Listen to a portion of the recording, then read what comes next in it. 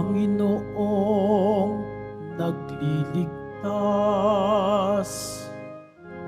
sa ating darating tiyak. Mapalad siyang makaharap. Hallelujah, Hallelujah,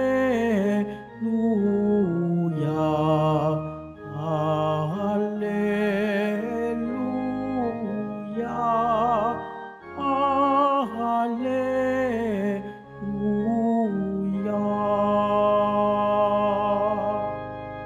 Sumainyo ang Panginoon. At sumaiyo Ang rin. mabuting balita ng Panginoon ayon kay San Mateo. Papuri sa iyo, Panginoon. Noong panahong iyon, sinabi ni Jesus, "Lumapit kayo sa akin, kayong lahat na napapagal at nabibigatan sa inyong pasanin, at kayo'y pagpapahingahin ko. Pasanin ninyo ang aking pamatok, at mag-aral kayo sa akin. Ako'y maamo at mababang loob, at makasusumpong kayo ng kapahingahan para sa inyong kaluluwa, sapagkat maginhawa ang dalhin ang aking pamatok, at magaan ang pasaning ibibigay ko sa inyo." Ang mabuting balita ng Panginoon. Pinupuri ka namin, Panginoong Hesukristo. Pagsiupo mo na po ang lahat.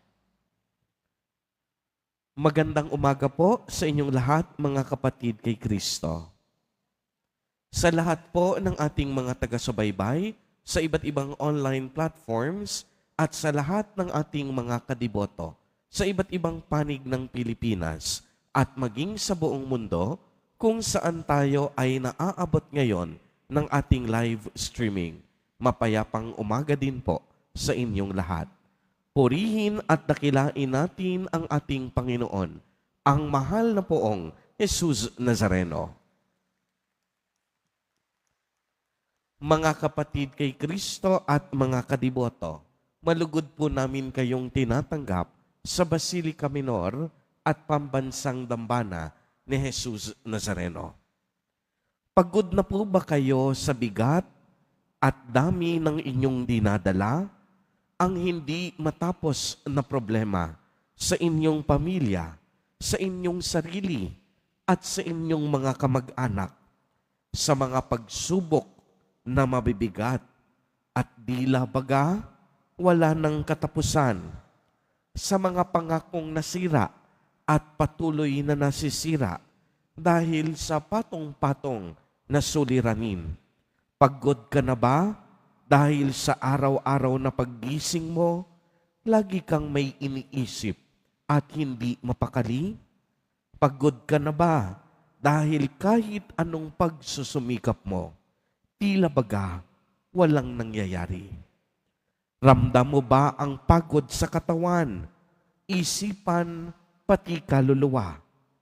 Ngayong araw na ito, inaanyayahan ka ni Jesus Nazareno na magpahinga sa kanyang piling at presensya. Sinabi ng ating Nuestro Padre sa Ebanghelyo, "Lumapit kayo sa akin, kayong mga napapagal at nabibigatan sa inyong pasanin, at kayo'y pagpapahingahin ko. Pasanin ninyo ang aking pamatok, mag-aral kayo sa akin.